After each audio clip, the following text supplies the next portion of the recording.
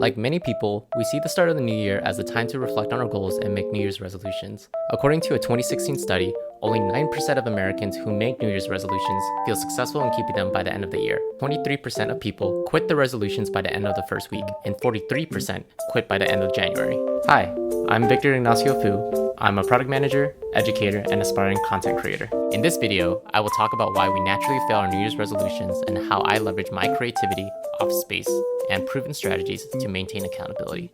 In Atomic Habits by James Clear, he discusses the power of habits and the difference between outcome-based and identity-based habits. Outcome-based habits focus on what you want to achieve, while identity-based habits are based on the consistent behaviors or inputs of who you wish to become.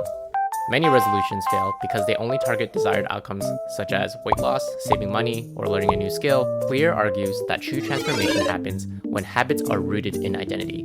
By adopting the identity of someone who embodies a desired change, habits becomes a natural expression of who you are.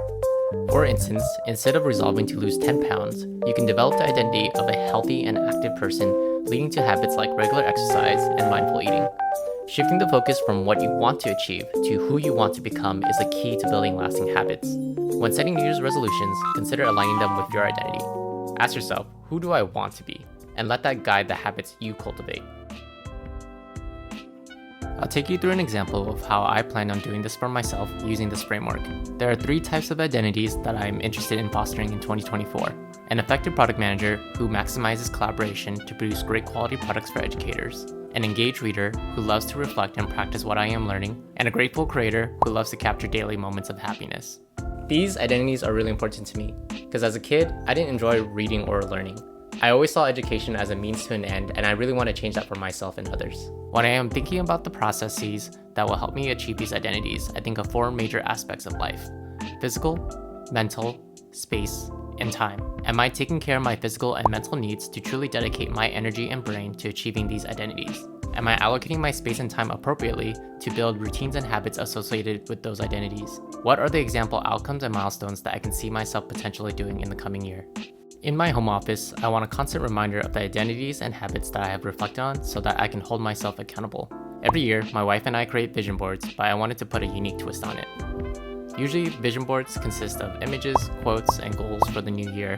However, I want something that not only helps me assess my progress, but also motivates me to take action. In Atomic Habits, James Clear references that every habit has a cue, an action, and a reward. A cue is a time and place that is easily accessible and can often be associated with another habit that you have in place. In my case, every morning I wake up, my initial instinct is to drink coffee. However, I associated the habit of drinking coffee with reading on my designated chair. This strategy is called habit stacking. My action to drink coffee first thing in the morning is associated with reading, and my reward is that first sip of coffee. When I see this board before I start working, I examine each of my 4 levers of change to evaluate if I am maintaining the habits I want to cultivate. As a reader, for example, I evaluate if I have been consistent in my reading habits. While assessing myself, I ask, did I have energy to read this morning? Did I fall asleep on time and ensure I got enough rest to be fully present in my reading? Did I find gratitude and fulfillment from reading? This is usually associated with my cup of coffee and whether I am reading interesting and meaningful books. Did I prepare my reading chair to be easily accessible? Is it tidy? And are my Kindles or books within reach? Did I block distractions during the morning so that I could solely focus on reading? This also means waking up early at 5 a.m. or 6 a.m. to avoid feeling rushed before work. Based on these questions, I may rank myself a 1, 2, or 3 to determine if further improvement is necessary.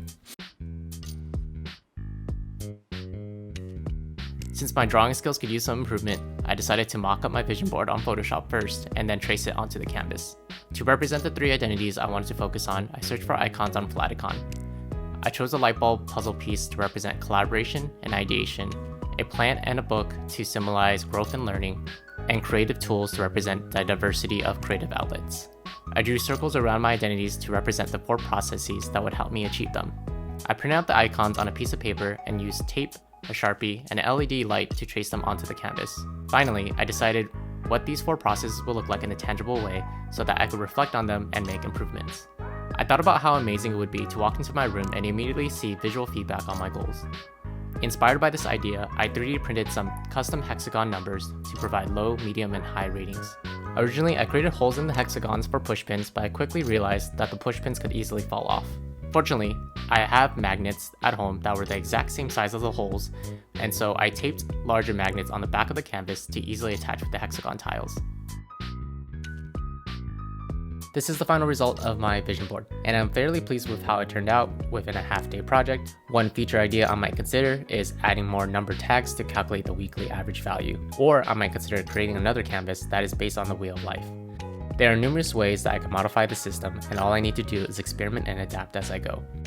Ultimately, if you want a higher chance of completing your New Year's resolutions, then I encourage you to reflect on the identities you want to foster this current year. Ask yourself, who do you want to become? What sort of behavior does this identity do?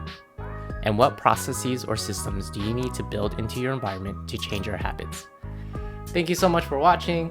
My name's Victor, this is Max, and we're the Better Halves of the Ignacio-Phu family. If you found this helpful at all, please comment, like, and subscribe. We're super excited to produce more videos for y'all soon.